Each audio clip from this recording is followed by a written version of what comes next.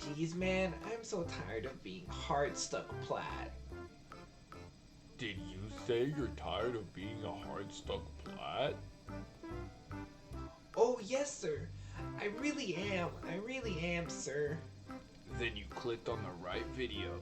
Stay tuned for the Plat to Diamond Guide. Video? I'm in a video? I'm in a video! Mom?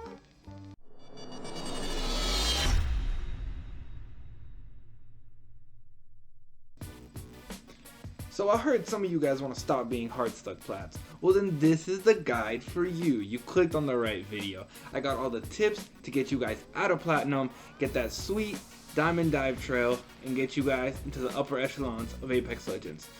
So stick tuned, watch the whole video so you guys get the full nice tips. Remember to like and subscribe. Let's dive right into the video. So first of all, guys, you've made it to platinum. You've been playing for a little bit, you haven't really figured it out, and you're struggling to gain RP. Well, let me explain to you guys first what is new once you hit platinum. So, you've been playing gold lobbies, and now you're in platinum. You experienced the first skill gap that is going from silver to gold. It's not too bad, you know. You guys have fought, you guys are getting better, and you're doing the thing. So now you hit platinum. This is the big skill gap. This is the one that hits people in the face like a truck. This is the one that if you were not fighting like I told you guys in all my previous guides before for the lower levels, you will not be able to do very well. You will struggle to win fights and you will have a lot of trouble and it will be very frustrating. It's why such a big part of the Apex rank community gets stuck and they've become the hard stuck plat community, the very memeable community, and I don't want you guys to be there, which is why I've told you before you get here, you know, fight. So if you haven't seen those and you're at lower levels, go check those guys, go check those out and then come back here. But again, what is new here? Everyone in this skill level has an above average skill level with their guns in just team fighting and such. You know, you're gonna find teams here that are pre-mates that are more calculated, they communicate better and they move better.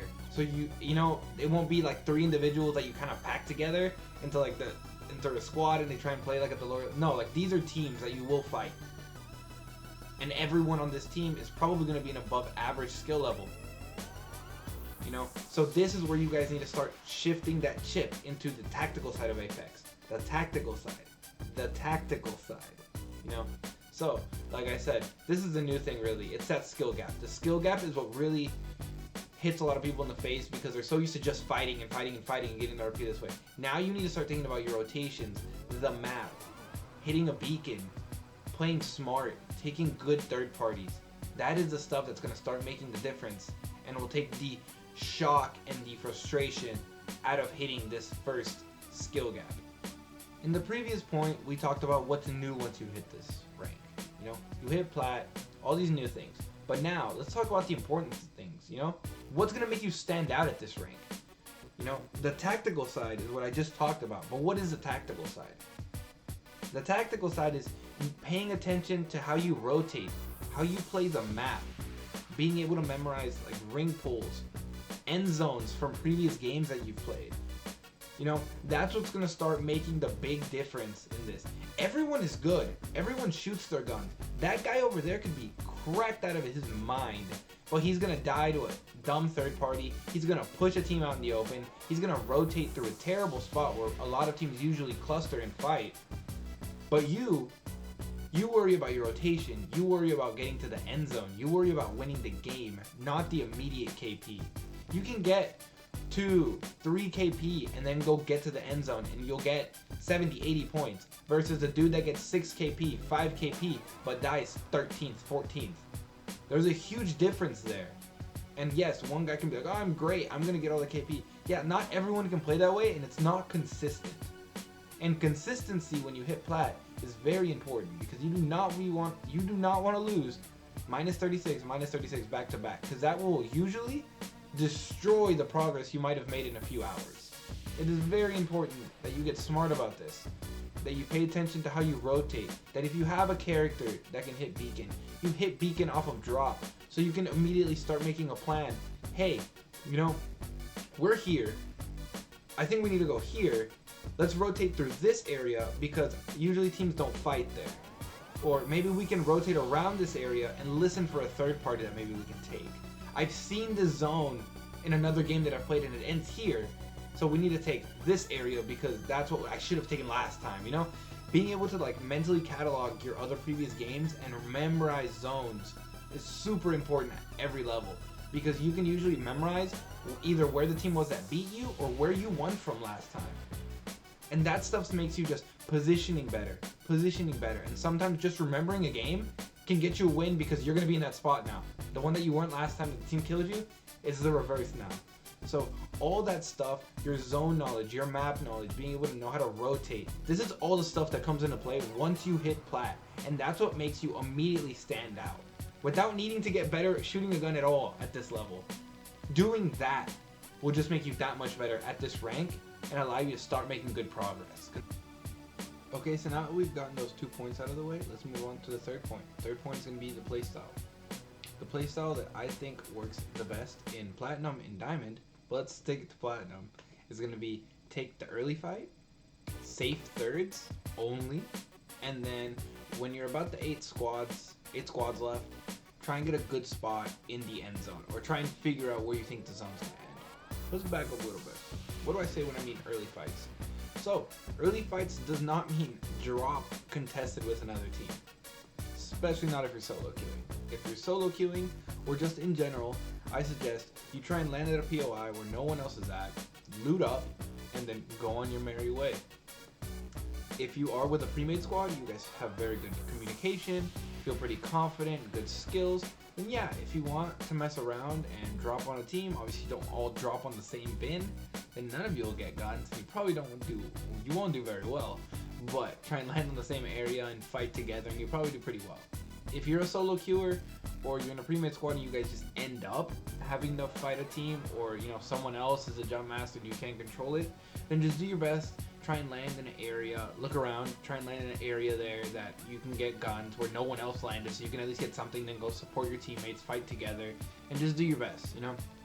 You just can't control that stuff. So, that is kind of the beginning of the game. Middle part is going to be, you know, safe thirds. So, safe thirds. You're going to rotate, you have an end goal already. You figured out kind of where zones go, you kind of know where to go. So at this point, mid-game, you want to get a little bit more KP, but you don't want to risk dying before the late game where you start gaining a lot more RP for placement. So if you hear a fight, you see that there are knocks, and you see that there's no other teams around, that's a pretty safe third to take. And those are the kind of the fights, but we're going to talk about being smart with fights in the next point. But then you continue. You know, you hit the 10, 9, 8 squads left. At this point in Plat, I would say you need to start thinking about where the zone's going to end. Try and get the best spot, because usually in Plat, not as much in Diamond. In Diamond, it's about 12 squads where you need to start figuring out where the zone's going to end and get a good spot, because teams will hold you out. In Plat, there are some Plat lobbies a little sweatier than others, and depending on how, you know, talented the people in your Plat lobby are, it could go till 6 squads, or it could be at 10 squads where people start playing more end zone and you could get in trouble if you're late on your rotation. But in general, I think around the 8 squads is fine. Once you hit the 8 squads, you should be either close to where you think zone's going to end, or be getting in a position to either push a team out or try and, you know, move in slowly to that spot. So that's really about the time where you guys need to really be like cemented and solid. But that's really the playstyle and how I want you guys to approach most of these games. So, like I just mentioned a moment ago, we are not going to be talking about being smart with the fights that you take. So like I mentioned earlier, you know, you want to really in the mid game take smart third parties. And I'm really, this being smart, it really applies to this like middle area of the game. So when I say, you know, middle area of the game, I want you guys to really focus on listening, watching the kill feed, and being able to really sound out this gun and this fight is happening. These guys just traded because this guy just got a knock and then I see his name getting knocked. You know, that means they traded and that's a good fight. But I also want you guys to be smart and paying attention how many teams are around them. If you guys have watched my recent video on how to avoid third parties, you guys know that I want you guys to look around. Are there other teams rotating in? Are you guys in an area where teams tend to flock if there's gunfights? how long has the fight that you want a third party been going on. If it's been going on for over a minute or 40 seconds, 2 minutes, don't take it. Continue on your path to rotating. Why? Because other teams in Plat will be trying to do the exact same thing. A lot of teams in Plat want to get easy points because, like I said, players in this level are very talented. They are better shooting their guns. So, you know, you want to make the fights as easy and quick as possible so you don't get third party. So you don't risk losing a teammate. So this is why you need to be more careful when approaching these fights and not just go on brute strength that you're gonna get through this, because no matter how good you are, if you keep fighting, teams will keep pushing and they will eventually defeat you because you will not be full healed, or your teammate won't be full, or your teammate's gonna be gone, you know? So I want you guys to be smart in how you attack these teams and where you take your fights, and just pick your fights. That is a very big key when you get to Plat. You need to be smart what fights you actually take and what fights you need to be like, you know what, let's pass on that one, let's continue into zone and get a good spot. We can maybe gatekeep them at this spot if we get into zone. We can maybe just look at them rotating in late and we can kill them then. You know, think forward. Don't just think in the immediate. Think in the long term, the plan that you guys had, where you guys are thinking about rotating. Because what you don't want to do is get into these early dumb fights, lose -36, lose in the 20s consistently. Because let's say you have one good game and you get 100 plus 100, and then you lose back-to-back -36. Well, that's almost all your points from your one good game that took you 20 minutes. You lost 70 points in the matter of 2 minutes, dying off drop or dying to a stupid third party. So that's what you guys don't want to get into the habit of.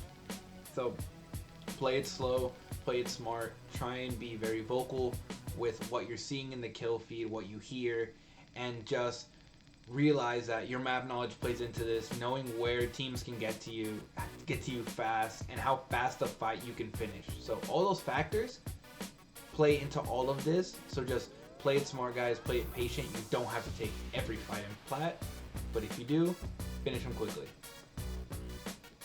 So now to my final tip before I wrap this video up.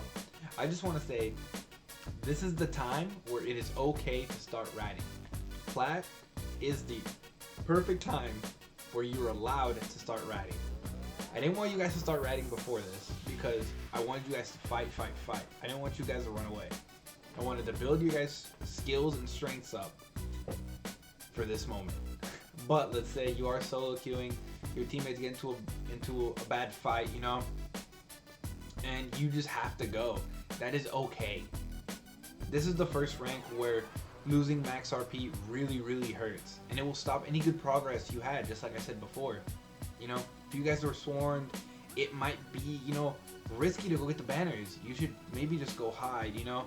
At higher levels, starting from Plat, Diamond, it is almost impossible to actually get a res off, to res your teammates. It's something that I tell a lot of people where it's just like, if you get full killed, you're probably not coming back.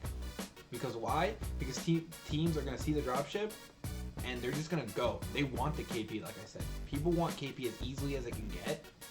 And 2 dudes or 1 guy dropping out of dropship is free KP to a lot of people. So it's going to be really hard to get banners. And even if you do get banners, you know, you're probably just going to get wiped the second you hit the ground. So again, if you play with friends, they might be a little bit more understanding, or you might feel bad, but don't. They also want, you know, as much as RP as they can get, just like your randoms want as much RP, you know? So don't feel bad. You're getting them RP. If you survive longer, you can double what they had, you know? So don't feel bad. It's what you have to do some games. Some games, it's just unfortunate. You get third party and there's nothing you can do. But if you rat, you can maybe get them another 40 points. That makes that game a lot more, you know, worthwhile. Or you can get them out of losing points. So it is important, and and it's part of the game. You just have to do it sometimes. It might be boring and tedious, but don't give up 30 points or 20-something points just because you don't want to sit and wait. Ratting at this level, the higher level, is part of the game sometimes, you know? So, and let's talk the touchy subject of solo queuing with randoms. So, you're gonna solo queue, and teammates are gonna make bad decisions. It's part of it. But in Plat, like I said, you want to minimize your bad games, maximize your good games while solo queuing. So your teammates get destroyed, they pushed a dumb fight, you weren't agreed with it, you took off another way, you were like, I'm not doing this. At this point, guys, I want you guys to just get into the habit of just muting them. Just mute your teammates, even if they're not using mics. There will be kids that don't use their mics the whole game, but the second you don't kill yourself getting their banner, they're gonna start being as toxic as can be. The second you decide you are not getting their banner, I want you guys to decide you're not going their banner. Do not feel bad. Do not go back. It will probably get you killed.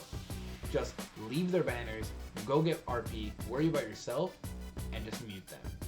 I'm sure your teammates, if you know them, if they're a pre-made, they'll understand, they'll get it. And a lot of randoms will get it, but you will get people that just want you to die because they made a mistake and they're angry, and just mute them. It's not worth your mental, your emotion, any of that. It's not worth it, man. So, you're allowed to rat now, guys. Take that for what it is. So before I go, I want to just wrap it up, touch it over a little bit, and just make sure we get it straight. So again, guys, there will be times where teams make brain-dead plays to just push you out of a perfect zone and ends up getting themselves wiped. There will be times where teammates will not listen to you and push into a dumb third party and you have to end up ratting. There will be times where, you know, you guys just get held out and there's nothing you can do because you guys landed on the, you know, the far side. These things will happen, but don't let it frustrate you. Just always try to remain calm, process what's going on, and get those big brain plays, because tactically, that's what's going to start separating you now and in Diamond when you guys reach it there. Because with this guide, I know you guys are going to reach it. So just keep working on those tips. You're going to get better, and you're going to be able to really climb the ranks. And then you'll hit Diamond, and you'll get that great dive trail. So guys, that'll wrap up this video. Like and subscribe. I hope you guys enjoyed this. Keep watching the other guides. Remember to stop by the live stream, say what's up. They're a lot of fun. But guys, that'll be it for today. And I'll see you guys at the next video.